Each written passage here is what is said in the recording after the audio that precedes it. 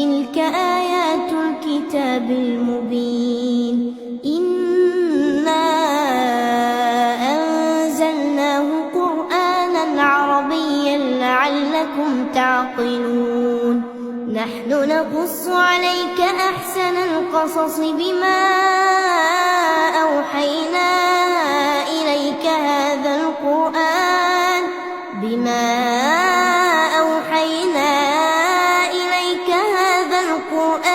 وإن كنت من قبله لمن الغافلين إذ قال يوسف لأبيه يا أبت إني رأيت 11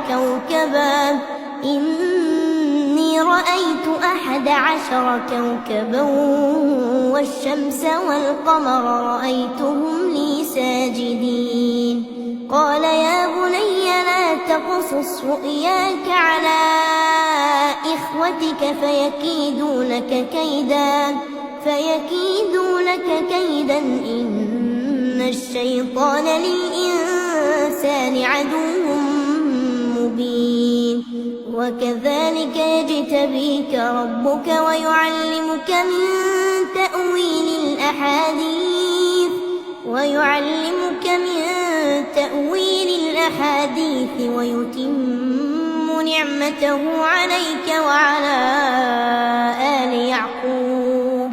ويتم نعمته عليك وعلى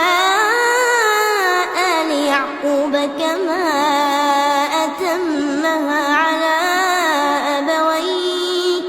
كما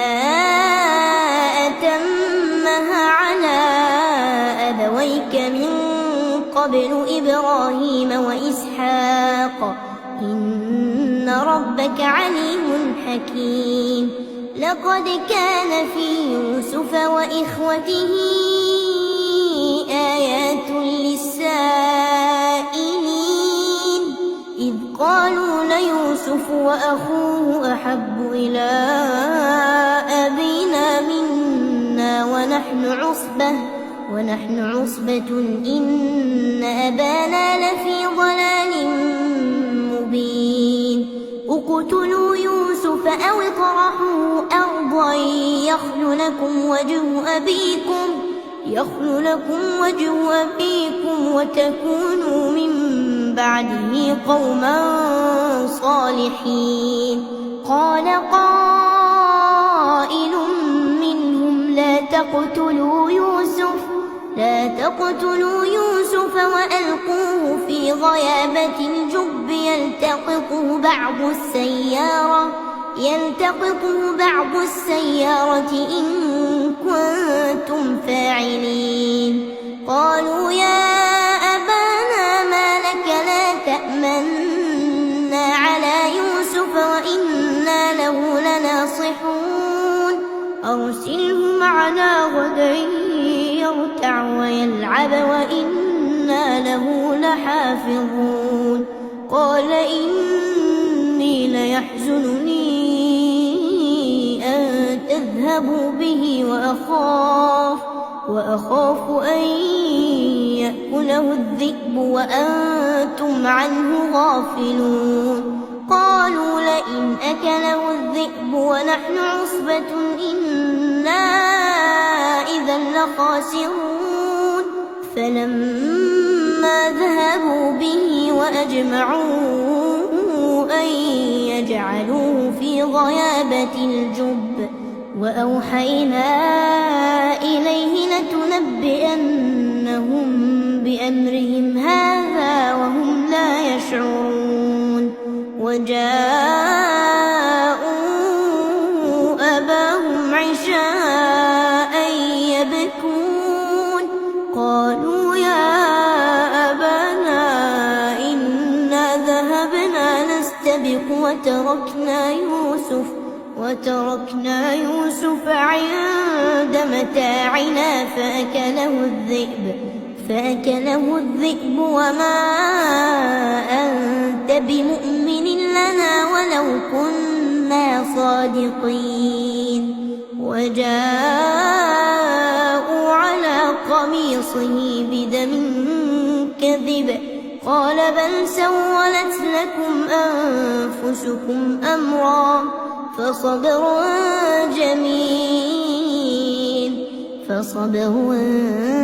جميل والله المستعان على ما تصفون. وجاءت سيارة فأرسلوا واردهم فأدلى دلوه قال يا بشرى هذا غلام وأسروه بضاعة والله عليم بما يعملون. وشروه بثمن بخس دراهم معدودة وكانوا فيه من الزاهدين.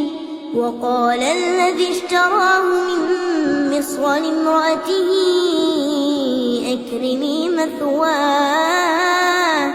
أكرمي مثواه عسى أن ينفعنا أو نتخذه ولدا وكذلك مكنا ليوسف في الأرض ولنعلمه من تأويل الأحاديث والله غالب على أمره ولكن أكثر الناس لا يعلمون. ولما بلغ أشده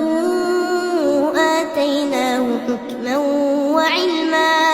وكذلك نجزي المحسنين. وراودته التي هو في بيتها عن نفسه وغلقت الأبواب وقالت هيت لك قال معاذ الله إنه ربي أحسن مثواي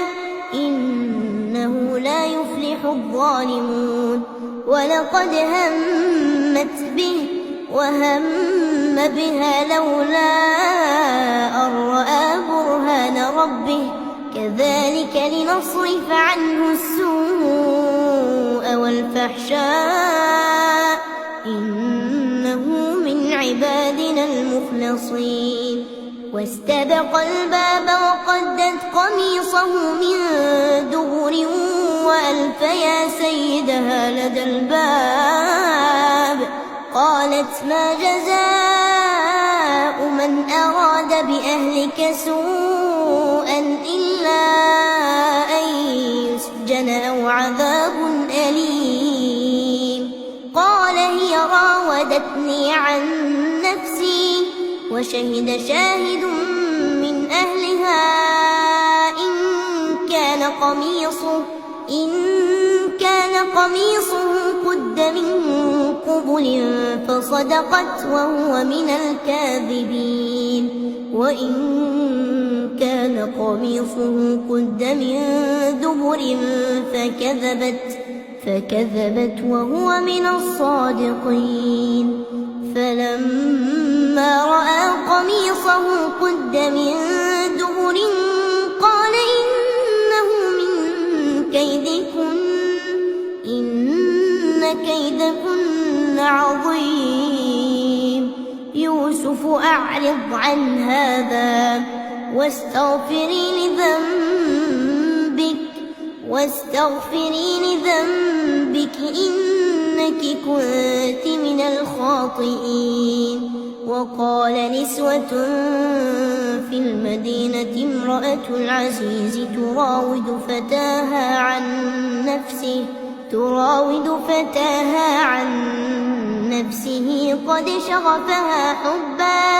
قد شغفها حبا إنا لنراها في ضلال مبين. فلما سمعت بمكرهن أرسلت إليهن وأعتدت لهن متكئا وآتت كل واحدة منهن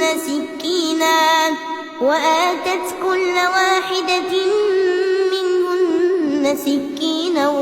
وقالت اخرج عليهن. فلما رأينه أكبرنه وقطعن أيديهن وقلن وقلن حاش لله ما هذا بشرا إن هذا إلا ملك كريم. قالت فذلكن الذي لمتنني فيه ولقد راودته عن نفسه فاستعصم ولئن لم يفعل ما آمره ليسجنن وليكون من الصاغرين. قال رب السجن أحب إلي مما يدعونني إليه وإلا تصرف عني كيدهن أصب إليهن وأكن من الجاهلين. فاستجاب له ربه فصرف عنه كيدهن إنه هو السميع العليم. ثم بدا لهم من بعد ما رأوا الآيات ليسجننه حتى حين. ودخل معه السجن فتيان قال أحدهما إني أراني أعصر خمرا وقال الآخر إني أراني أحمل فوق رأسي خبزا تأكل الطير منه نبئنا بتأويله إنا نراك من المحسنين. قال لا يأتيكما طعام ترزقانه إلا نبأتكما بتأويله قبل أن يأتيكما ذلكما مما علمني ربي إني تركت ملة قوم لا يؤمنون بالله وهم بالآخرة هم كافرون واتبعت ملة آبائي إبراهيم وإسحاق ويعقوب ما كان لنا أن نشرك بالله من شيء ذلك من فضل الله علينا وعلى الناس ولكن أكثر الناس لا يشكرون. يا صاحبي السجن أأرباب متفرقون خير أم الله الواحد القهار. ما تعبدون من دونه إلا أسماء سميتموها أنتم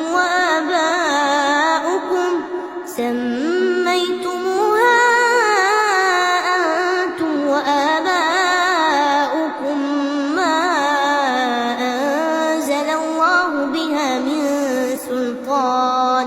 إن الحكم إلا لله أمر ألا تعبدوا إلا إياه ذلك الدين القيم ولكن أكثر الناس لا يعلمون. يا صاحبي السجن أما أحدكما فيسقي ربه خمرا وأما الآخر فيصلب فتأكل الطير من رأسه قضي الأمر الذي فيه تستفتيان. وقال للذي ظن أنه ناج منه واذكرني عند ربك فأنساه الشيطان ذكر ربه فلبث في السجن بضع سنين. وقال الملك إني أرى 7 بقرات سمان يأكلهن 7 عجاف و7 سنبلات خضر وأخر يابسات. يا أيها الملأ أفتوني في رؤياي إن كنتم للرؤيا يلعبون قالوا أضغاث أحلام وما نحن بتأويل الأحلام بعالمين وقال الذي نجا منهما وادكر بعد أمة أنا أنبئكم بتأويله فأرسلون يوسف أيها الصديق أفتنا في 7 بقرات سمان يأكلهن 7 عجاف و7 سنبلات خضر وأخر يابسات لعلي أرجع إلى الناس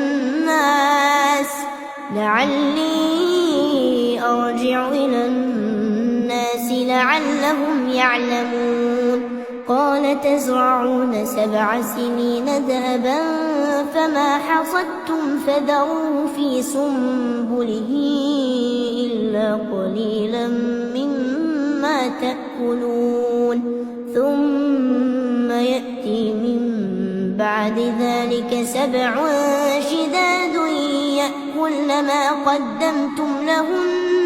يأكلن ما قدمتم لهن إلا قليلا مما تحصنون ثم يأتي من بعد ذلك عام فيه يغاث الناس وفيه يعصرون وقال الملك ائتوني به فلما جاءه الرسول قال ارجع إلى ربك فاسأله ما بال النسوة اللاتي قطعن أيديهن إن ربي بكيدهن عليم قال ما خطبكن إذ راوتن يوسف عن نفسه قلن حاش لله ما علمنا عليه من سوء قالت امرأة العزيز الآن حصحص الحق أنا راودته عن نفسه وإنه لمن الصادقين ذلك ليعلم أني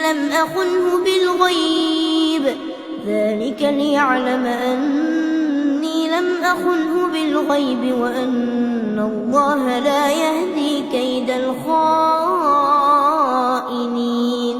وما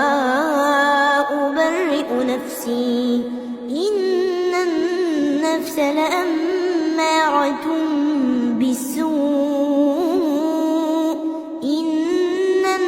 النفس لأمارة بالسوء إلا ما رحم ربي إن ربي غفور رحيم وقال الملك ائتوني به أستخلصه لنفسي فلما كلمه قال إنك اليوم لدينا مكين أمين قال اجعلني على خزائن الأرض إني حفيظ عليم وكذلك مكنا ليوسف في الأرض يتبوأ منها حيث يشاء نصيب برحمتنا من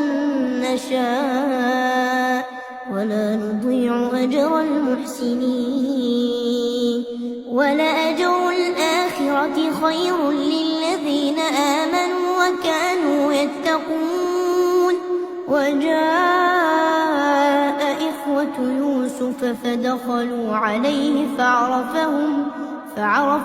وهم له منكرون ولما جهزهم بجهازهم قال ائتوني بأخ لكم من أبيكم ألا ترون أني أوفي الكيل وأنا خير المنزلين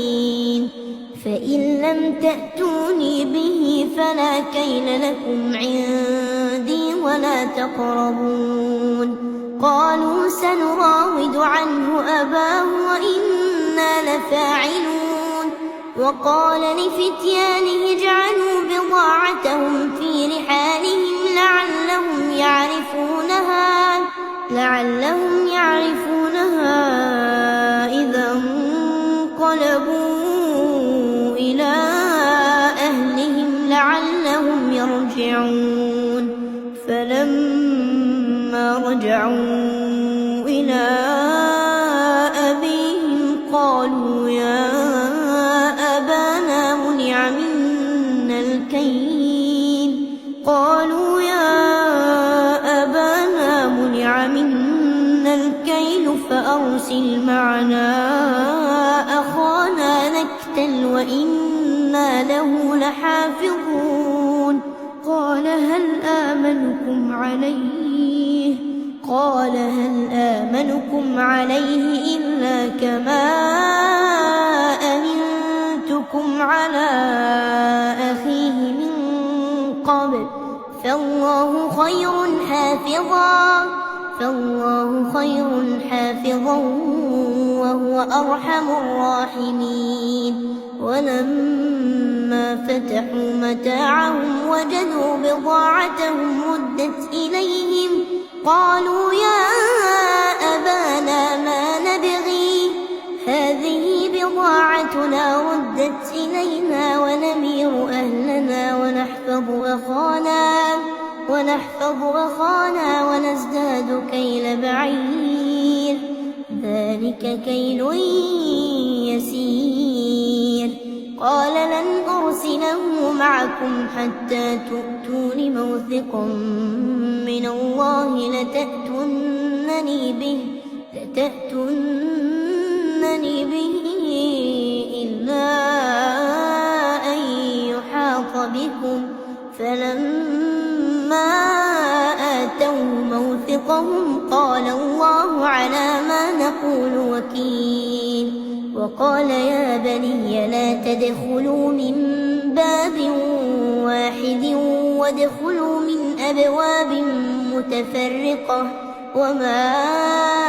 أغني عنكم من الله من شيء إن الحكم إلا لله عليه توكلت وعليه فليتوكل المتوكلون ولما دخلوا من حيث أمرهم أبوهم ما كان يغني عنهم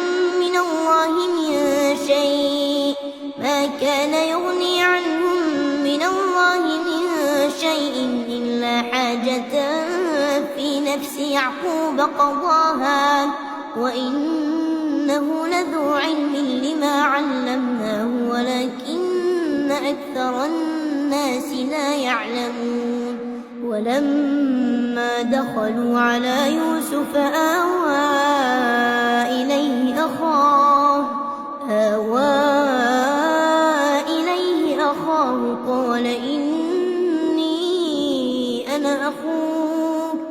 قال إني أنا أخوك فلا تبتئس بما كانوا يعملون فلما جهزهم بجهازهم جعل السقاية في رحل أخيه